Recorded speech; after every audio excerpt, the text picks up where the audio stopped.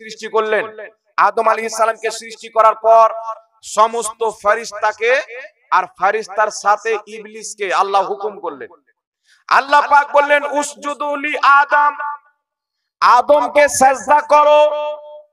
ফাসাজাদু, সবাই সিজদা করলো, ইল্লা ইবলিস, কিন্তু ইবলিস সিজদা করলো না। প্রত্যেক ফেরেশতা সিজদা করলেন বাবা, কিন্তু ইবলিস সিজদা করলেন না। তো আল্লাহ তাবারাক ওয়া তাআলার ইবাদত ইবলিস করেছিল কি করেনি? কত বছর করেছিল বাবা? 6 কোটি বছর ইবাদত করেছিল। একটু লক্ষ্য করে শুনবেন। আকীদা যদি খারাপ হয়ে যায়, যদি কোনো মৌলবীর আকীদা খারাপ থাকে রাসূল সম্পর্কে, ওই মৌলবীকে তালাক দিতে হবে। যদি কোনো মাদ্রাসার আকীদা খারাপ থাকে, ওই মাদ্রাসাকে তালাক দিতে হবে। যদি কোনো মসজিদের ইমামের আকীদা খারাপ থাকে, ওই মসজিদকে তালাক দিতে হবে। যদি বাবার আকীদা খারাপ থাকে, বাবাকে তালাক দিতে হবে। যদি মায়ের আকীদা খারাপ থাকে, মাকে তালাক দিতে হবে। একটা কথা মনে রাখবেন, পিতার উপরে, মাতার উপরে, মসজিদের উপরে, মাদ্রাসার উপরে, সবার উপরে হচ্ছে মুহাম্মাদুর রাসূলুল্লাহ। জোরে বল সুবহানাল্লাহ। কারণ আমার আপনার নবী বলেন, বুখারী শরীফের হাদিস কিতাবুল ঈমান, মুসলিম শরীফের হাদিস মিশকাত শরীফের হাদিস কিতাবুল ঈমান, বুখারী মুসলিমের মুত্তাফিকুন আলাইহি হাদিস, নবী দো জাহান সাল্লাল্লাহু আলাইহি ওয়াসাল্লাম বলছেন, লা ইউমিনু আহাদুকুম হাত্তা আকুনা আহাব্বা ইলাইহি মিন ওয়ালিদিহি ওয়া ওয়ালাদিহি ওয়ান নাসি আজমাইন। রাসূল পাক বলছেন, অতক্ষণ পর্যন্ত কোন ব্যক্তি ঈমানদার হতে পারে না যতক্ষণ পর্যন্ত নিজের বাপ চাইতে বেশি, মা চাইতে বেশি, ছেলে চাইতে বেশি, মেয়ে চাইতে বেশি, ধন সম্পদ চাইতে বেশি, ওয়ান্নাসে আজমাইন, সমস্ত সৃষ্টির চাইতে বেশি যে আমি মুস্তাফাকে না ভালোবাসবে, লা ইউমিনু, ঈমানদার হবে না। বাপ চাইতে বেশি ভালোবাসতে হবে, মা চাইতে বেশি, প্রত্যেক নবীকে ভালোবাসতে হবে, তবে প্রত্যেক নবীর চাইতে বেশি মা আমেনার লালকে ভালোবাসতে হবে, আব্দুল্লাহর নয়ন তারাকে ভালোবাসতে হবে। তাই আমার আপনার নবীকে কোন মৌলবী যদি ভাই বলে, ওই মৌলবীকে মানা যাবে না। আমার আপনার নবীকে কোন মৌলবী যদি বাবা বলে, ওই মৌলবীকে মানা যাবে না। কেউ যদি বলে মুহাম্মদ সাল্লাল্লাহু আলাইহি ওয়াসাল্লাম আমাদের ভাই ছিল, নবী পাককে ভাই বললে অতটুকু সম্মান দেওয়া হয় না যতটুকু সম্মান আমার নবী আমাদের কাছ থেকে চেয়েছেন। নবী পাককে বাবা বললে অতটুকু সম্মান দেওয়া হয় না। তাই আমার আল্লাহ পবিত্র কোরআন পাকে বলছেন, মাকানা মুহাম্মাদুন আবা আহাদিম মির রিজালিকুম ওয়ালাকিন রাসূলুল্লাহি ওয়া খাতামান নবিয়্যিন। আল্লাহ পবিত্র কোরআন পাকে বলছেন, মুহাম্মদ তোমাদের মধ্যে কোন ব্যক্তির বাবা নয়, ওয়ালাকিন রাসূলুল্লাহ, উনি আল্লাহর রাসূল, ওয়া খাতামান নবিয়্যিন, সমস্ত নবীর শেষ নবী। এই পৃথিবীর মুসলমান যখন আল্লাহ তাবারাক ওয়া তাআলা পবিত্র কোরআন পাকে স্পষ্ট করে দিলেন যে মুহাম্মদ তোমাদের মধ্যে পৃথিবীর কোন ব্যক্তির বাবা নয়, তাহলে আমাকে আপনাকে জানতে হবে যিনাকে বাবা বলা যাবে না, উনাকে ভাই বলা তো আরো বড় বেয়াদবি হবে। কথা বুঝতে পেরেছেন কি পারেননি বাবা? এই জন্য নবী পাককে নবীর মতন মানেন। ভাই আপনার জায়গায়, বাবা আপনার জায়গায়, মা আপনার জায়গায়। যখন নবীর কথা চলে আসবে, সাহাবায়ে কেরাম কি বলতেন? সাহাবায়ে কেরাম বলতেন, ইয়া রাসূলুল্লাহ ফিদাকা আম্মি ওয়া আবি, আবি ওয়া আম্মি, ফিদাকা আবি ওয়া আবি ওয়া আম্মি। ইয়া রাসূলুল্লাহ, আপনার কদমে আমাদের বাপও কুরবান, আমাদের মাও কুরবান। শব্দটা দেখছেন বাবা? ফিদাকা আবি ওয়া আম্মি, আপনার কদমে আমাদের বাপও কুরবান, আমাদের মাও কুরবান। আর এটা আমল করে সাহাবা দেখিয়েছেন। ইমাম বাইহাকি হাদিস নিয়েছেন, হযরতে আবু উবাইদা বিন সাররা রাদিয়াল্লাহু তাআলা আনহু যুদ্ধের ময়দানে গিয়েছেন। আবু উবাইদা কলমা পড়ে আমার নবীর গোলাম হয়েছে। নবীর গোলাম বলা যাবে কি যাবে না? এই জোরে বলেন, নবীর গোলাম বলা যাবে কি যাবে না? আপনি কোরআন পাক উঠান, এই কোরআন যখন পড়বেন তো কত মানুষকে কত জনের গোলাম ছিল বলা হয়েছে কোরআন পাক। দেখেন, গোলাম আলাদা জিনিস, বান্দা আলাদা জিনিস। কেউ যদি নিজের সন্তানের নাম রাখে আব্দুল নবী, নবীর বান্দা, অর্থ যদি এটা হয় যে আব্দ শব্দের অর্থ দুটো আছে। আব্দ শব্দের অর্থ একটা আছে গোলাম, আর একটা আছে বন্দেগী করনেওয়ালা। বন্দেগী করনেওয়ালা মুরাদ নিয়ে কেউ যদি আব্দুল নবী নাম রাখে, শিরক হবে, হারাম হবে। আর কেউ যদি গোলামের অর্থে আব্দুল নবী নাম রাখে, তাহলে এটা জায়েজ হয়। হাকিম আল মুস্তাদরাক আলা সাহিহাইনের মধ্যে ইমাম হাকিম নিশাপুরী রাহমাতুল্লাহ আলাইহি বিশুদ্ধ সনদে হাদিস নিয়েছেন, হযরতে ওমর ফারুক যখন খেলাফত হলেন, সন্ধ্যা লাগার আগে সব বাড়ির দরজা লাগিয়ে দিতেন। সন্ধ্যা হতো না বাড়ি দরজা লাগিয়ে দিতেন। হযরত ওমর ফারুককে দেখে তো এমনি সব থারথার করে কাঁপতেন। এদিকে নবীর দ্বিতীয় নাম্বার খলিফা হয়ে গেলেন, পাওয়ার বেড়ে গেল বাবা। কথা বুঝতে পারছেন? এলাকার একটা মস্তান যদি মস্তানি করে যাকে টাকে মর্ডার করে দেয়, লোক তো ভয় করবে। আর যখন সেই ব্যক্তি এলাকার এমএলএ বা এমপি হয়ে যাবে, তখন তো আরো পাওয়ার বেড়ে যাবে, নাকি বলেন? তো হযরত ওমর ফারুক রাদিয়াল্লাহু তাআলা আনহু ইনারা মস্তান ছিলেন না, ইনারা ছিলেন সচ্চা পাক্কা নবীর গোলাম। হাকিম আল মুস্তাদরাকের মধ্যে হাদিস, হযরত ওমর ফারুক রাদিয়াল্লাহু তাআলা আনহু সাহাবার মাজমাতে দাঁড়িয়ে বলছেন, শুনো, আমি ওমর ফারুক নবী দো জাহান সাল্লাল্লাহু আলাইহি ওয়াসাল্লামের খাদিম ছিলাম এবং নবী পাক সাল্লাল্লাহু আলাইহি ওয়াসাল্লামের গোলাম ছিলাম। জোরে বলেন সুবহানাল্লাহ। হাদিসের মধ্যে খাদিম শব্দ আছে, আব্দ শব্দ রয়েছে। হযরত ওমর ফারুক নিজেকে নবীর গোলাম বলেছেন। তো হযরত ওমর ফারুক যদি গোলাম বলে, তাহলে আমি যদি বলি বা আমার মতন কোন মৌলবি যদি বলে যে নবীর গোলাম বলা শিরক, তাহলে ওমর ফারুকের ফতোয়া মানলাম, এই জোরে বলেন, সাহাবার দিন মানলাম, এটা আমার ব্রেনের ক্ষতি। কারণ যেই জিনিসটাকে সাহাবায়ে কেরাম নবীর মুহাব্বত মনে করেছেন, সেটাকে যদি আমি আপনি শিরক মনে করি, কোনদিন আমরা সাহাবীর দলের লোক হতে পারবো না। একটি কিতাব রয়েছেন আল কাউলিল বাদী, সেই কিতাবের মধ্যে হযরত ওমর ফারুক নিজেকে গোলাম বলে দাবি করেছেন। এই জন্য বিরাদে ইসলাম মুসলিম শরীফের হাদিস, রাসূল পাক বলছেন, তোমরা কাউকে নিজের বান্দা বলিও না, বরং তোমরা বলো তো নিজের গোলাম বলো। কথা বুঝছেন বাবা? ওই জামানাতে মানুষ কিনা হতো কিনা। তো একটা মানুষকে কিনলে তাকে মানুষ নিজের গোলাম বলতো। এই জন্য কেউ যেন তাকে নিজের বান্দা না মনে করে, ইবাদত না করে, যে আমি ওকে কিনে নিয়েছি আমার গোলাম, তো আমার ইবাদতও করুক, আমার বান্দা গোলামিও করুক। তো বলছেন গোলাম তো বলতে পারবে, কিন্তু বান্দা বলতে পারবে না। কারণ মুসলমান নবীকে অনুসরণ করে, নবীর সুন্নাতে চলে, নবীর জন্য জীবন দিতে পারে, তাই নবীর গোলাম তো বলা যাবে, কিন্তু মুসলমান নবীর বন্দেগী করতে পারে। এই জন্য বলেন পারে। আল্লাহ ছাড়া করে বন্দেগী চলবে? চলবে না। মুহাব্বত দেখেন আল্লাহ তাবারাক ওয়া তাআলা কেন বললেন, বাবা পর্যন্ত বলিয়েন না। আবু ওবাইদা বিন জাররা, আবু ওবাইদা নবীর কলমা পড়ে মুসলমান হয়েছেন, সাহাবী। জাররা নবীর বিপক্ষে আছেন, কাফির। জিদ্দর ময়দানে লড়াই চলতে আছে। হযরতে আবু ওবাইদা রাদিয়াল্লাহু তাআলা আনহুর পিতা জাররা বহুত শক্তিশালী ব্যক্তি ছিল, বিভিন্ন রকম করে তলোয়ার চালাতে জানতো। তার সামনে কয়েকজন ব্যক্তি তার একা সামনে টিকতে পারতো না। এত বড় পেহলমান ছিল, শক্তিশালী ছিল। জিদ্দর ময়দানে গিয়েছেন, হযরতে আবু ওবাইদা চেয়ে দেখছেন উনার বাপ বড় বড় সাহাবীকে শহীদ করে দিচ্ছেন। হযরতে আবু ওবাইদা সহ্য না করতে পেরে দৌড় দিয়ে নবী মুস্তাফার দরবারে, ইয়া রাসূলুল্লাহ, ইয়া হাবিবাল্লাহ, আপনার কাছে অনুমতি নিতে এসেছি। হে আল্লাহর নবী সাল্লাল্লাহু আলাইহি সাল্লাম, আমাকে অনুমতি দেন, আমি আমার বাপ জাররার মোকাবিলাতে যাব। আমার আপনার নবী সাল্লাল্লাহু আলাইহি সাল্লাম বলছেন, আবু ওবাইদা না, তুমি তোমার বাপ জাররার মোকাবিলাতে যেও না। কারণ তুমি যদি তোমার বাপের সামনে চলে যাও, হয়তো বাপ মরবে, নচেত বেটা মরবে। লড়াই যখন হবে কোনো একজনকে তো মরতে হবে। তো কুফাররা, মুনাফিকরা গুজব ছড়াবে যে মুহাম্মদ সাল্লাল্লাহু আলাইহি সাল্লাম এমন একটি দিন নিয়ে এসেছে, যেই দিন বাপ বেটাতে মারামারি করায়, বাপ বেটাতে কাটাকাটি করায়, বাপ বেটাতে লড়াই করায়। যেই ধর্ম বাপ এবং আপন বেটাকে লড়াবে, যুদ্ধ করাবে, ওই ধর্ম কোনোদিন সত্য হতে পারে না। তাই নবী পাক বলছেন, আবু ওবাইদা, কুফার যেন সুযোগ না পায়, মুনাফিকরা গুজব ছড়াবার সুযোগ না পায়, তুমি চুপচাপ গিয়ে অন্য কাফিরের সাথে মোকাবিলা করো, তোমার বাপের সামনে যেও না। হযরতে আবু ওবাইদা রাদিয়াল্লাহু তাআলা আনহু ছুটে জিদ্দর ময়দানে আছেন, লড়াই করতে আছেন, তলোয়ার চালাতে আছেন, আবার চেয়ে বাবার দিকে দেখছেন, বড় বড় সাহাবীকে জাররা হত্যা করতে আছেন।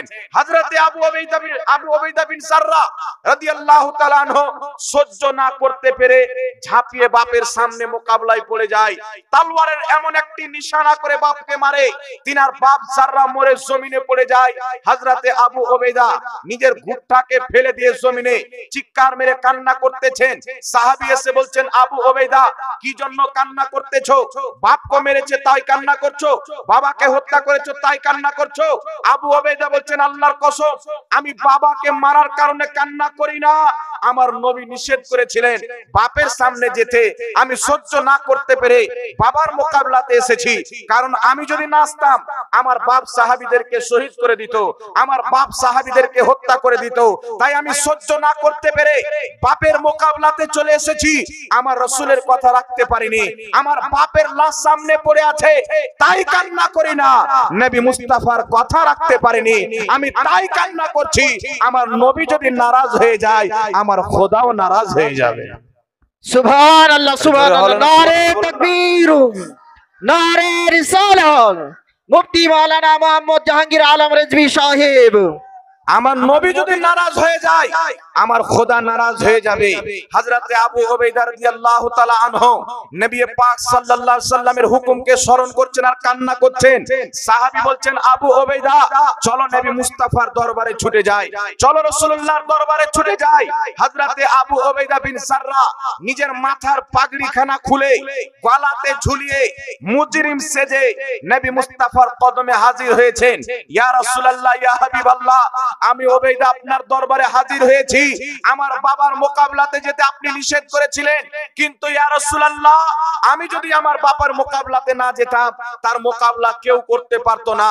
আমি জানতাম আমার বাপ কিভাবে তলোয়ার চালায়, কারণ আমি যুদ্ধ শিখেছি বাবার কাছ থেকে শিখেছি, তলোয়ার চালাতে শিখেছি বাবার কাছ থেকে শিখেছি। আমি ভালো করে জানতাম আমার বাপকে কিভাবে কাবু করতে হবে। ইয়া রাসূলুল্লাহ আপনার সাহাবীকে হত্যা করতে ছিল, তাই আমি সহ্য না করতে পেরে বাপের মোকাবিলাতে গিয়ে বাপকে হত্যা করে দিয়েছি, বাপকে কতল করে দিয়েছি। ইয়া রাসূলুল্লাহ আপনার কথা রাখতে পারিনি, আপনি তো নারাজ হয়ে যাননি, আপনি তো কষ্ট পাননি। রাসূল পাকের চোখ দিয়ে পানি বেরিয়ে গেল। আল্লাহর নবী বলছেন, আবু উবাইদা তোমাকে আমি নিষেধ এই জন্য করেছিলাম যেন মুনাফিকরা গুজব না ছড়াতে পারে মুহাম্মদ এমন একটি দিন নিয়ে এসেছে বাপ বেটাতে মারামারি করায়, বাপ বেটাতে কাটাকাটি করায়। এই আবু উবাইদা এই জন্য নিষেধ করেছিলাম, কিন্তু তুমি তোমার বাবাকে আল্লাহ আল্লাহ রাসূলের মহব্বতে হত্যা করেছো, আমি মুস্তাফার মহব্বতে হত্যা করেছো। এই আবু উবাইদা তুমি আমি নবী মুস্তাফাকেও রাজি করেছো, আমার খোদা আল্লাহকেও রাজি করেছো। সুবহানাল্লাহ সুবহানাল্লাহ। নবীও রাজি, তোমার প্রতি খোদাও রাজি। হযরতে আবু উবাইদা যখন এই কথা শুনলেন গলা থেকে পাগড়িটাকে নিয়ে এইভাবে ঝুলাতে লাগলেন, আল্লাহু আকবার বলতে বলতে যখন যেতে লাগলেন, আমার নবী বলছেন সাহাবীদেরকে, সাহাবী জান্নাতি যদি দেখতে চাও আবু উবাইদাকে দেখো, সে আমার মহব্বতে নিজের বাপকে হত্যা করেছে, আল্লাহ জাহান্নামের আগুন তার জন্য হারাম করে দিয়েছে। সুবহানাল্লাহ সুবহানাল্লাহ। তাই হুজুর তাজুস শরিয়া বলেছেন, নবী से जो हो बेगाना उसे दिल से जुदा कर दे, पितर मादर बिरादर मालो जा सब कुछ नबी पर फिदा कर दे। নবীর মহব্বতে বাপকে হত্যা করলেন, আল্লাহ তাবারাক ওয়া তাআলা জান্নাত ওয়াজিব করে দিলেন। সুবহানাল্লাহ। এর জোরে হবে না সুবহানাল্লাহ? আর এখন কিছু মার্কেটে ডুপ্লিকেট মৌলবি বেরিয়েছে বাবা, সেই যেই দলেরই হোক যেই জায়গারই হোক, মানুষকে বলতে চায় আমরা রাসূল সাল্লাল্লাহু আলাইহি সাল্লামের ভাই, আমরা ভাইয়ের দ্বীনের জন্য কি করলাম, আর কোন শব্দ নাই। কুরআন পাকে আল্লাহ যখন নবীকে স্মরণ করছেন, আল্লাহ বলছেন ওয়ামা আরসালনাকা ইল্লা রাহমাতাল লিল আলামিন, বলছেন না আমি আমার নবীকে শুধু আরবের জন্য রহমত করেছি। মহান রব্বুল আলামিন নিজের ব্যাপারে বলছেন রব্বুল আলামিন, আমি সারা কুল কায়নাতের রব, রহমাতুল লিল আলামিন, আমার নবী কুল কায়নাতের জন্য রহমত। এই আমার বান্দা বান্দিরা তোমরা যেখানে আমি আল্লাহর রুবুবিয়ত পাবে, আমি মুস্তাফার আমার মুস্তাফার রিসালাতকেও পাবে, আমার নবীর নবুয়তকে পাবে, কবরে যাবে আল্লাহর ওয়াহদানিয়তকে পাবে, নবীর রিসালাতকে পাবে, হাসরে যাবে আল্লাহর ওয়াহদানিয়তকে পাবে, নবীর রিসালাতকে পাবে। জমিনে আসমানে আরশে আযমে লা মাকাতে পর্যন্ত যেখানে আমার আল্লাহর নাম রয়েছে, মুস্তাফারও নাম রয়েছে। জোরে বলেন সুবহানাল্লাহ। সুবহানাল্লাহ। নারে তাকবীর, নারে রিসালাত। উলামা আহলে সুন্নাত মুফতি মাওলানা মুহাম্মদ জাহাঙ্গীর আলম রেজভী সাহেব, জালসা কমিটি। এই জন্য বাবা নবী পাক সাল্লাল্লাহু আলাইহি সাল্লামের ব্যাপারে জবান ঠিক রাখবেন। কুরআন পাক শুনেন, আল্লাহ বলছেন উসজুদুলি আদম, আদমকে সাজদা করো। ফাসাজাদু, সবাই সাজদা করলো, ইল্লা ইবলিস, ইবলিস সাজদা করলো না। ইবলিসের নামাজ ছিল কত বছর? 6 কোটি বছর। কত বছর? 6 কোটি বছর। আপনার আমার হবে? এই জোরে বলেন হবে? ইবলিস 6 কোটি বছর আল্লাহর ইবাদত করেছিল। তার সেজদাগুলি জমিনে বিছিয়ে দেন তো রায়ের দানা রাখার জমিনে জায়গা পাবেন না। এত সেজদা আল্লাহকে করেছেন। তার চাইতে বড় সেজদাকারী পৃথিবীতে কেউ এসেছে? কেউ আসবে? ইবলিস আল্লাহ পাকের আরশের কয়েক হাজার বছর তাওয়াফ করেছেন। কিসের তাওয়াফ করেছেন? আল্লাহর আরশের। কয়েক হাজার বছর ফেরেশতাদের মাস্টারি করেছেন, শিক্ষকতা যাকে বলেন বাংলাতে আপনারা। এত বড় পণ্ডিত আল্লাহ তার ইবাদতকে দেখে প্রথম আকাশ থেকে দ্বিতীয় আকাশ, দ্বিতীয় থেকে তৃতীয় আকাশ, তৃতীয় থেকে চতুর্থ আকাশ, চতুর্থ থেকে পঞ্চম আকাশ। এদিকে আবু উবাইদা নবীর মহব্বতে বাপকে হত্যা করে জান্নাতি হয়ে গেল। এই দিকটা দেখেন আল্লাহকে রাজি করে নিয়েছিল। আল্লাহ জান্নাতের চাবি দিয়ে দিল, ইবলিস তুমি এত আমার ইবাদত করছো, যখন ইচ্ছা জান্নাতে চলে যাও, যখন তোমার ইচ্ছা বেরিয়ে চলে এসো। ইবলিস জান্নাতে যাচ্ছে বেরোচ্ছে, কেউ রুকনেওয়ালা নাই। সিদরাতুল মুনতাহাতে পা মেলে আছেন, ঝুলা ঝুলাচ্ছে ফেরেশতা, হাওয়া করছে ফেরেশতা। এত তার পাওয়া, ফেরেশতাদেরকে পড়ানেওয়ালা। এখন আমাদের লোক মনে করে হুজুর এত বড় মৌলবি মক্কা থেকে পড়ে এসেছে, মদিনা থেকে পড়ে এসেছে, বড় ডক্টরি ডিগ্রি পাস করেছে, অমুক কলেজের প্রফেসর, সে কি করে ভুল বলতে পারে? এইবার শুনেন, ইবলিস কোথাকার প্রফেসর ছিল? মক্কার নয়, মদিনার নয়, 7 আকাশের উপরের প্রফেসর ছিল। ভাই একটু আওয়াজটা বাড়ান না। 7 আকাশের উপরের কোথাকার? ফেরেশতাদেরকে পড়াতো। এই দুনিয়ার মৌলবীর ছাত্রকে আমি আপনি, কিন্তু ইবলিসের ছাত্র জিবরিল, মিকাইল, ইসরাইল, ইসরাফিল, ফেরেশতাদেরকে পড়ানেওয়ালা। আল্লাহ বলছেন সাজদা করো, আদমের সামনে মাথা ঝুঁকাও। ওটা সাজদা ইবাদতের ছিল না বাবা, যে না সাজদা আমরা নামাজে করি। ওই সাজদা ছিল সম্মান করো আমার আদমকে। সম্মান করলো না। আল্লাহ বলছেন ইবলিস কে তোমাকে বাধা দিল? কি জিনিস তোমাকে নিষেধ করলো? ইবলিস বলেছিল আল্লাহ আমি আদমের আগুনের তৈরি, আর আদম মাটির তৈরি, আমি আগুন হয়ে মাটিকে কি করে সাজদা করব? আচ্ছা বলেন তো, আদমের সম্মান করলো না, তো আল্লাহ তাবারাক ওয়া তাআলা কি বললেন? ইবলিস 6 কোটি বছর ইবাদত করেছো, যাও করলা না তো কি হলো?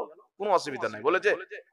বলেছে বলেন আমার ফেরেশতাদেরকে হাজারো বছর পড়িয়েছো, যাও কোনো অসুবিধা নাই, না করেছো তো কি হলো? 6 কোটি বছর সাজদা করেছো, রুকু করেছো, কিয়াম করেছো, তাসবিহ করেছো, জিকির করেছো, তাহলিল করেছো, আমি আল্লাহর গুণগান করেছো। মাত্র আদমের তাজিম না করলে, সম্মান না করলে তো কি হয়ে গেল? আল্লাহ এই কথা বলছেন না।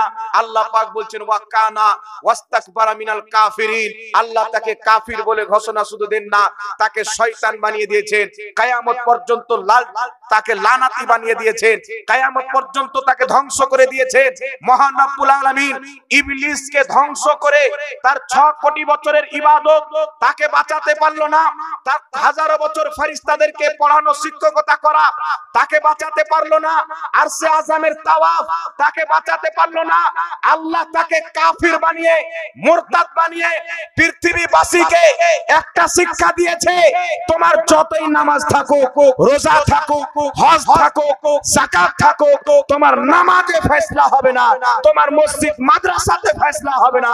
তোমার অন্তরে যদি নবীর আদব থাকে, নবীর মহব্বত থাকে, তোমার আমল কম থাকলেও কবুল হয়ে যাবে। আর তোমার আমল যতই থাক, নবীর আদব যদি না থাকে, তুমি বেঈমান হয়ে নিজের কবরে চলে যাবে। সুবহানাল্লাহ, সুবহান। 6 কোটি বছরের ইবাদত গুজার আদমের সামনে না ঝুঁকে যদি জাহান্নামী হয়ে যায়, শয়তান হয়ে যায়, 6 কোটি বছরের ইবাদত যদি তাকে না বাঁচাতে পারে, আপনি মনে করছেন আমি মসজিদে নামাজ পড়ছি বেঁচে যাব, আমি রোজা রাখছি বেঁচে যাব? নামাজ তো পড়তে হবে, রোজা তো রাখতে হবে, তার আগে ঈমান ঠিক রাখতে হবে, আকীদা ঠিক রাখতে হবে। রাসূল সাল্লাল্লাহু আলাইহি সাল্লামের ব্যাপারে ধারণা যদি খারাপ হয়ে যায়, আপনার সবকিছু নষ্ট এবং বরবাদ হয়ে যাবে। আজকে কিছু মৌলবি লেগে আছে ফুল পাওয়ার দিয়ে, বড় বড় ক্যামেরা নিয়ে, হাজার হাজার শ্রোতা নিয়ে, ফেসবুক আইডি, ইউটিউব, যেখানে যাবেন আগে তার বক্তব্য আসবে। কি লাগা আছে? নবীকে একজন সাধারণ মানুষ বানাও।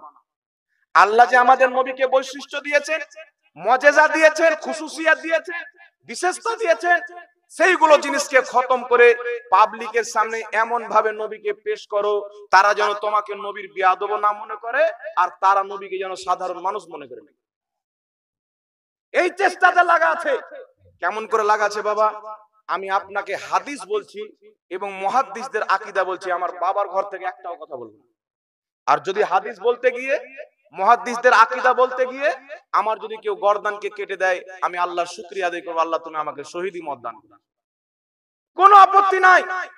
আজ বিরাদর ইসলাম মানুষের সামনে বলা হচ্ছে কি আদম আলাইহিস সালাম কিসের তৈরি? চলে বলেন। আদম হচ্ছে মাটির তৈরি। কে বলছেন? আমার কাছে একজন ভাই আসলেন, বলছেন হুজুর আমি তাবলীগী জামাতে যাই, মানুষকে নামাজের জন্য ডাকেন। ভালো কথা, ডাকো, নামাজের জন্য ডাকে, ভালো কথা। কি বলছো বলো? বলছেন রাসূল সাল্লাল্লাহু আলাইহি সাল্লাম মাটির তৈরি। তা আমি বললাম একটা দলিল দাও। তো সর্বপ্রথম দলিল দিলেন যে আদম হচ্ছে মাটির তৈরি, ফেরেশতা কিসের তৈরি? হুজুর আমি বললাম নূরের তৈরি। তো বলছেন ফেরেশতাদেরকে হুকুম করা হলো মাটির আদমকে সিজদা করো। তো মাটির আদমকে নূরের ফেরেশতা সিজদা করছে, তাহলে হুজুর বলেন তো নূরের দাম বেশি না মাটির দাম বেশি? তো আমি বললাম মুসলিম শরীফের হাদিস, আল্লাহ তাবারাক ওয়া তাআলার ব্যাপারে রাসূল পাক বলছেন আল্লাহু নূর, আল্লাহ হচ্ছে নূর। তো তুমি যদি বলো মাটির দাম বেশি, তো আল্লাহ হচ্ছে নূর, আর তুমি বলছো আমরা মানুষ মাটির তৈরি, তাহলে আমরা বেশি সম্মানিত না আল্লাহ বেশি সম্মানিত? তো বলছে হুজুর আল্লাহর নূর তো আলাদা জিনিস। আমি যে আল্লাহর নূর আলাদা জিনিস, তাই আল্লাহ নিজের নূর দিয়ে নবীকে তৈরি করেছে, নিজের নূর দিয়ে তৈরি করেছেন। এখন আপনাকে বলছি শুনেন, একটু দলিলটি নিয়ে নেন। ফেরেশতা নূরের ফেরেশতাকে হুকুম হলো আদমকে সিজদা করো, মাটির আদমকে। তো মাটির আদমকে সিজদা করছেন নূরের ফেরেশতা, মানে মাটির দাম বেশি, নূরের দাম কম। তো কেউ যদি নবীকে শুধু মাটি মানে সে নবীর দাম বাড়ালো, কেউ যদি নবীকে নূর মানে তো নবীর নামকে ঘটালো। এখন আপনাকে বলতে চাই বাবা, আদম আলাইহিস সালামকে সিজদা করার হুকুম হয়েছিল কেন? কারণটা আমাদেরকে জানতে হবে। বিশ্ববিখ্যাত মুহাদ্দিস, সকলের গ্রহণযোগ্য ইমাম জুরকানি রাহমাতুল্লাহ আলাইহি নিজের কিতাব শারহে জুরকানির মধ্যে লিখতেছেন, হে পৃথিবীর মানুষ, আদমকে এই জন্য সিজদা করতে বলা হয়েছিল যে আদমের পেশানিতে নূরে মুহাম্মাদি চমকিছিল। জিবরিল তাকালো, নূর দেখতে পেল, মিকাইল তাকালো, নূর দেখতে পেল, প্রত্যেক ফেরেশতা তাকালো, নবীর নূর দেখতে পেল। তারা বুঝে গেল নামটা তো আদমের আছে, হাকিকতে তাজিম মুহাম্মদ রাসূলুল্লাহর নূরের আছে। তারা সিজদায় ঝুঁকে গেল, আর ইবলিস নূর দেখতে পেল না, সিজদাকে অস্বীকার করে দিল। কি জন্য সিজদা করার হুকুম হলো বাবা? পেশানিতে নূরে মুহাম্মাদি। তো এইটুকু যদি মৌলভী সাহেব বলে দেয় তাহলে ধরা খেয়ে যায়, মানে প্রমাণ হয়ে যাবে যে রাসূল সাল্লাল্লাহু আলাইহি ওয়াসাল্লাম নূর। এবার আমি আপনাকে বলি শুনেন, রাসূলে কায়নাত সাল্লাল্লাহু আলাইহি ওয়াসাল্লামের নূর পেশানিতে ছিলেন, তাই তেনাকে সিজদা করার হুকুম হয়েছিল। এটা হচ্ছে মুহাদ্দিসদের আকীদা, যেটা আপনার সামনে আমি পেশ করে দিলাম। এইবার শুনেন। আচ্ছা বলেন তো বাবা, নবী পাক সাল্লাল্লাহু আলাইহি ওয়াসাল্লাম তারপর আমাকে বলছেন হুজুর নবী পাক সাল্লাল্লাহু আলাইহি ওয়াসাল্লাম খেতেন কি খেতেন না?